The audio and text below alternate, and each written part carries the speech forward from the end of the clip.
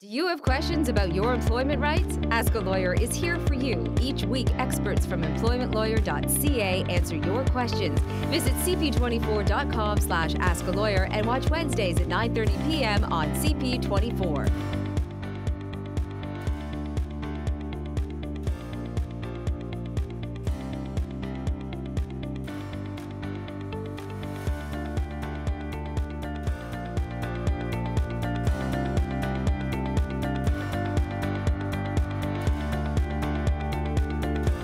Well, hello there, and welcome again to Ask a Lawyer here on CP24. We're back for the week. We're hoping you stick around for the next 30 minutes. We're going to make you smarter when it comes to workplace rights and employment law for sure. I'm John Scholes, simply the host. All the brains of the operation on camera momentarily. That would be Lior Samfiru from EmploymentLawyer.ca. You can always reach out to Lior anytime. A chat will cost you nothing. He'd love to talk to you. 1-855-821-5900. Ask at EmploymentLawyer.ca, and the website, which we're going to dip into a little later on. It's handy. It was built just to make you smarter, as a matter of fact, a few years ago, and we call that Pocket. EmploymentLawyer.ca, free and anonymous access as well to the severance calculator. It does its job flawlessly and has been doing it for years. Lets you know how much severance you're actually owed. Main topic a little later on in the show is going to be how to calculate severance pay. That is kind of the gold key to the whole building, right? Is how to calculate that severance pay. That's what you want to know. We're going to fill that in for you. And lots more information as well, but we always start off with the week that was case of the day. Lior, what is going on with you, pal? Hey, John, employment law is what's going on with me in a shocking development. But I'm happy to be here, always happy to impart some knowledge when it comes to employment law because it's such an important topic. So you may not care too much about real estate law. Maybe you buy one or two houses in the span of your lifetime, but employment law is relevant to you every single day. If you have a job, if you're looking for a job, if you lost your job, you have to know what your workplace rights are. And so many people don't know them. They have rights, they don't know what those rights are. Well, we don't want that. I don't want that. I want to make sure that you understand what your rights are always, because we have substantial rights across Ontario, across Canada, frankly. We have some of the best employment laws in the world. And on this show, I tell you what they are. I don't lecture you on the technicalities. I just tell you what you need to know. Maybe you're in a situation where you lost your job and you're wondering what the law says and if that whole termination was legal. Maybe you're in a situation you're being mistreated, bullied, harassed in the workplace. What does the law do for you? I think you get the idea. On this show, I cover these topics and many, many others. But of course, this is just a 30-minute show. If you want to connect with me beyond these 30 minutes, so easy to do. Once the cameras are off, I'm going to go back to the office. I'm going to take calls. I'm going to answer emails. So don't be bashful. Let's make sure you get answers to all those questions, and we'll give you contact information again throughout the show. But let's start with the situation that came across my desk. I got an email from actually one of our TV viewers who said, listen, Lior, you always tell us that most severance packages are not adequate. Well, I think I have you beat here. I have a really good severance package. I'm sure you'll see it. You'll agree with me that it's very good. I have worked with this company for 6 years. They offered me 12 months severance. So I think that's good. So I said, okay, well, let's get on the phone and let's chat about it. So we got on the phone, and here's what I learned. Yes, absolutely. 12 months severance was good for this gentleman. After 6 years, I was happy with 12 months. But here's the thing. What he didn't appreciate and what the company didn't do is they didn't include all components of his compensation. Now, this guy was in a senior position. He had benefits, he had bonuses, he had incentive pays, he had stock options and a car allowance. None of that was included in his severance. And remember the rule, all components of your compensation have to be included, not just your salary, not just your benefits. Now, the difference, therefore, in the severance that he should have gotten, had the company paid all components of compensation, and what they actually offered him was $75,000. So the severance offer that he thought was fantastic was about $75,000 shy of where it needs to be. I'm bringing this up here because no matter what your job is, who your employer is, chances are, and I mean this very, very likely, that you're owed a lot more than what you've been offered. And also remember, all components of your compensation have to be included. If you want to know if something should be included, you ask yourself, would it have been included had I continued working? And if the answer is yes, it would have, then it has to be part of your severance as well. You know, it's interesting, Lior, this scenario we often hear with people that are in a sales role, and then the follow-up question is, well, my income as a salesperson does this, so how do you calculate that severance amount? It's very simple. We do an average. So if your job fluctuates, if your income fluctuates, I should say, and some years it's more, some years it's less, we don't know what you would have earned exactly had you continued working. But what we can do is do an average. So we'll do, let's say, a 3-year average, and that figure is the one we're going to use to calculate your severance. So oftentimes an employer may say, well, we'll pick the lowest figure to calculate your severance because they don't want to pay you everything you're owed. Wrong. It has to be an average, and that average can often mean a lot more severance than what the company's offered. All right, weekly, Lior and I, of course, do radio shows. In fact, we just recently celebrated our 11th anniversary of doing radio, and all around the GTA as well. We offer, in fact, we encourage you to reach out every week we do the show and call in, ask your questions live on air. In fact, your question may appear on this show a little later on. Locally in the GTA, News Talk 1010. That's at 1:30 in the afternoon on Sunday, so join us then. First call for this show, Lior, is coming up right now. I was general manager of an agency for 5 years and led the company from near bankruptcy to stellar results. Through restructuring, I was let go. They put me through hell, but I was under such stress that I just signed it and let it go. My question is there any recourse, even though they knew that they let me go under duress, or once you sign it, you're done? Wow, that's a tough one, John. And generally the rule is that once you sign off on that severance package, even if it's stressful and duress, and even if you're not really thinking clearly, you're stuck with it and you have to live by it. Now, the only exception is if you can prove that the company had threatened you into signing it. So we're not going to pay you your outstanding wages if you don't sign. We'll defame you to others if you don't sign. If they do that and you can prove it, then yes, that's duress and you may be able to get out of it. But in most cases, if you sign off on that severance package, even if you may not have been in your right, clear mind, you can't get out of it. And that is very bad news because chances are that document that you signed provides for less than what you're owed. Now, this person, I want to actually show how she could have found out, and you can find out how much severance is owed in this situation. It works, it's free, it's anonymous. We're going to go to EmploymentLawyer.ca and use the severance calculator, which you can do at home as well. So let's see what the right amount is. So this person was a general manager for 5 years at the age of 55. We don't know exactly what she was offered, what she accepted, but we know what she should have gotten. You see that on the screen, 8 to 9 months of severance. That's the real amount. So if you're working, if you lost your job, or maybe you're just curious about what you would be owed if you lost your job, check it out right now, EmploymentLawyer.ca. Okay, Lior, we are nicely warmed up. We got to slide into a very quick break. When we come back, how to calculate severance pay. This might be the part of the show you've been waiting for. It's coming up on the other side, so stick around. We're coming right back with more Ask a Lawyer right here on CP24. You have questions about your employment rights? Ask a Lawyer is here for you. Each week, experts from EmploymentLawyer.ca answer your questions. Visit cp24.com/askalawyer and watch Wednesdays at 9:30 p.m. on CP24.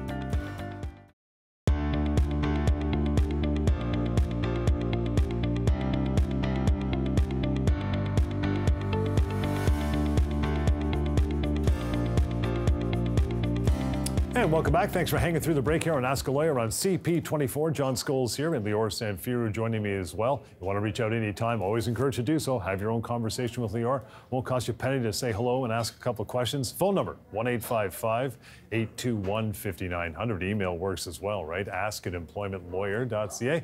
And scan that QR code. Main topic, huge one this week, how to calculate severance pay. That is massive. It's what everybody wants to know at the end of the day, Lior. I'm going to start asking these right away. I know you want to dive into this. Main factors, look at that, I already put up 3 fingers. Main factors go into calculating severance pay. What do you think? So the first thing I want all our viewers to understand is you have to forget about this concept of a week per year of service or 2 weeks per year of service.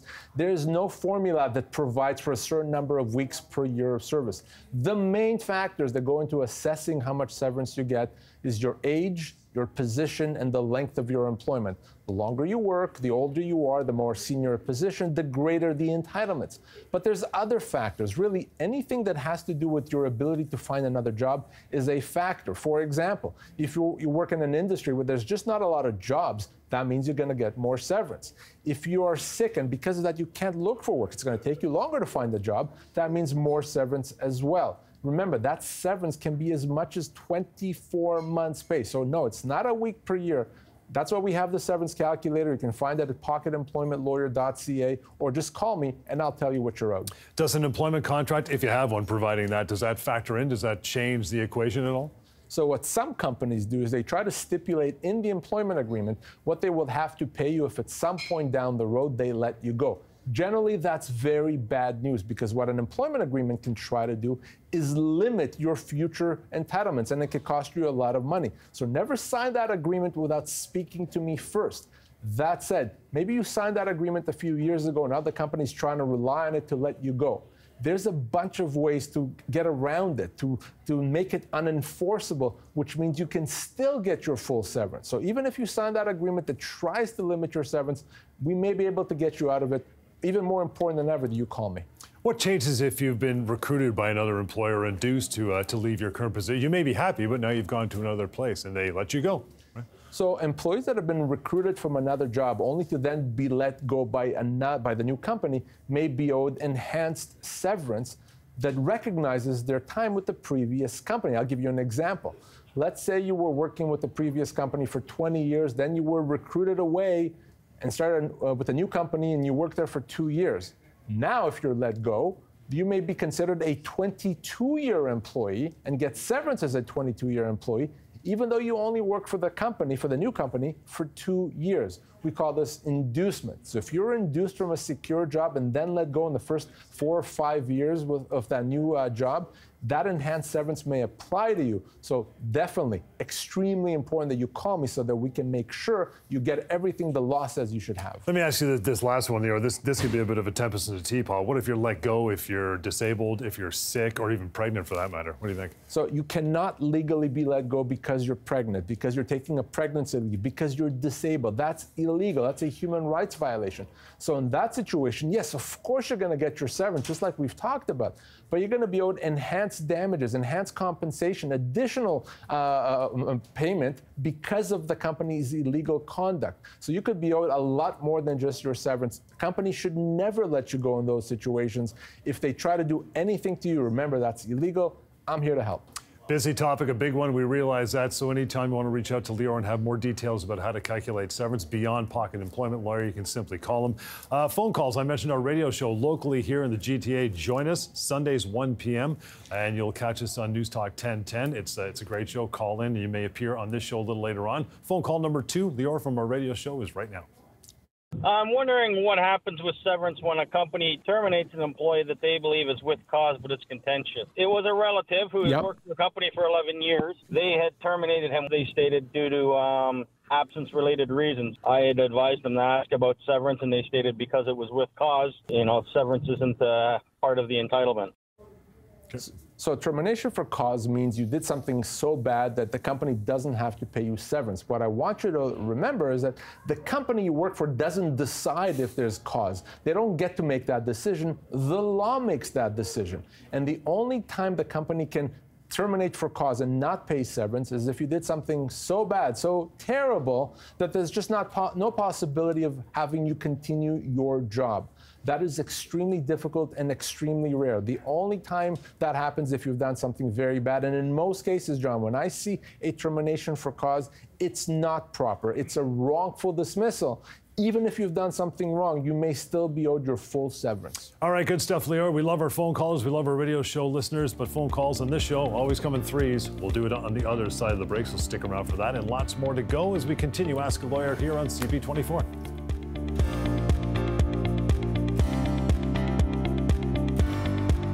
You have questions about your employment rights? Ask a Lawyer is here for you. Each week, experts from EmploymentLawyer.ca answer your questions. Visit cp24.com/askalawyer and watch Wednesdays at 9:30 p.m. on CP24.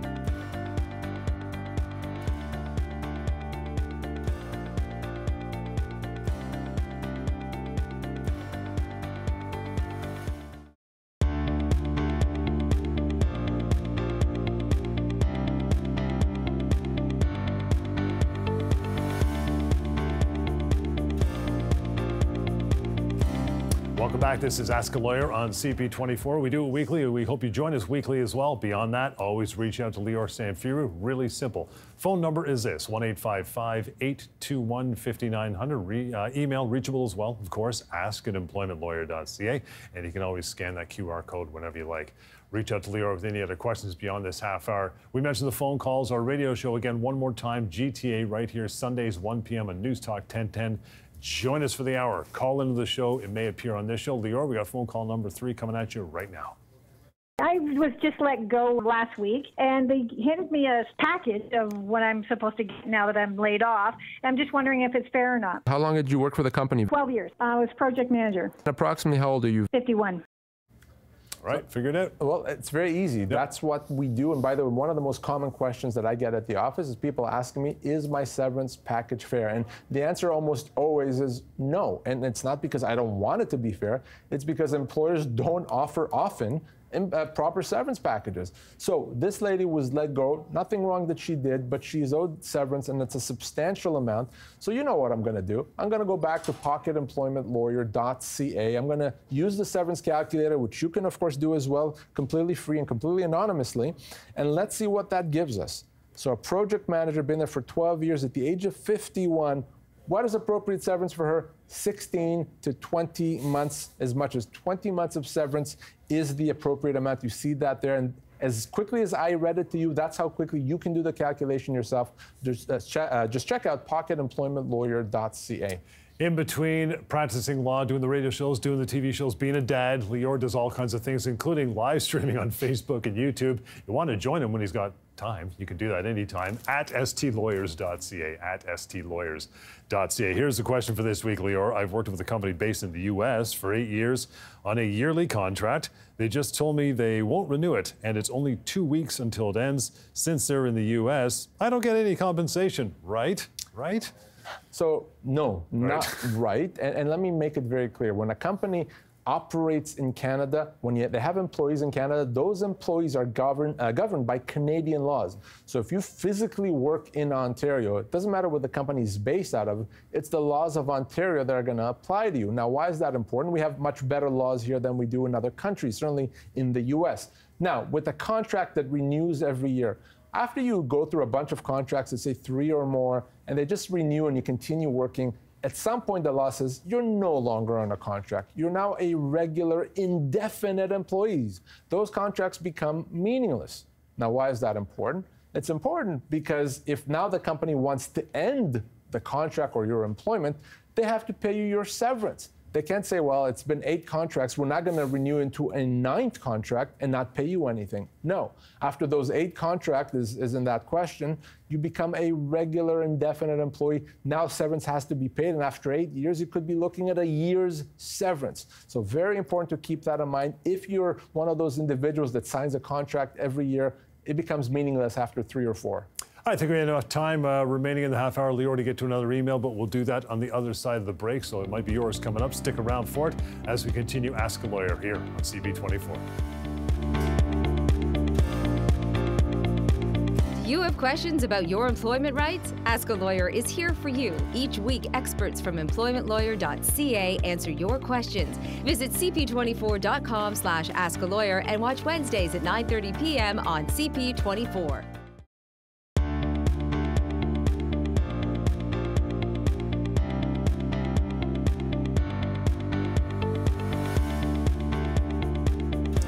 Welcome back. This is Ask a Lawyer, as you know, on CP24, a weekly show discussing employment laws and workplace rights. We got time for another email. Here is how you reach out to Lior anyway. Beyond the show, 1-855-821-5900, ask@employmentlawyer.ca, and that QR code, you can scan that as we hold it up there for a couple seconds and continue from there. Okay, we got time for an email, Lior. Here it comes. I've been on long-term disability for almost 2 years after a bad car accident. The insurance company plans to stop my payments soon because they say they have videos that claim they prove I can work, rather. However, still a lot of pain. Can I stop them from forcing me to return to work if I am not ready? So an insurance company is very eager to get you off their payroll. They want to find a way to stop paying you. We're talking about disability insurance. And sometimes the way that they do that is they engage in surveillance, believe it or not. They may actually have someone, if you're on a disability leave and getting paid by the insurance company, take pictures of you trying to see if you're doing things you're not supposed to be doing. So they may say, well, if you're buying groceries and carrying groceries, maybe you can work. What they don't see in that pictures or in that video is that after you carried groceries, you were in bed for 2 days because you couldn't move out of pain. So no, the fact that there's surveillance or videos doesn't mean that they can force you to work. Ultimately, your disability insurance company should do what your doctor is saying. If your doctor is saying you cannot work and you know you can't work, well, that should be enough. And if the insurance company won't cooperate, they want to find a way to cut you off, they cut you off, you call me. We have a whole team at the office dealing with this issue exclusively to make sure that the insurance company pays what it's supposed to pay. Don't let them get away with cutting you off before you're ready to come back to work.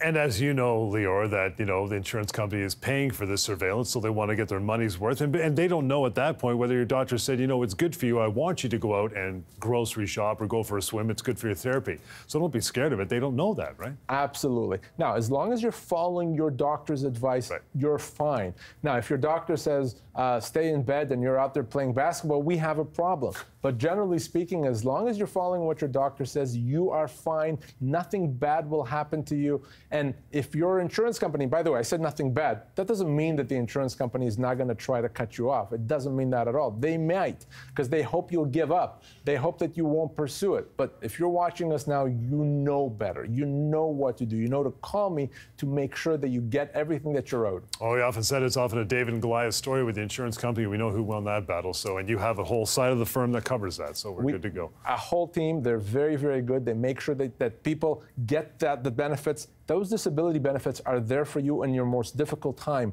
when you can't work. So don't let an insurance company get away with cutting you off when you actually are not able to support yourself and your family. And that is just about all we have time for this week. Thank you so much for joining us. You want to reach out to Lior anytime now. We always encourage you to do so. The phone number, 1-855-821-5900. Ask at EmploymentLawyer.ca. And of course, PocketEmployment.ca is the website, and CP24.com/AskALawyer for any other matters. And the QR code as well.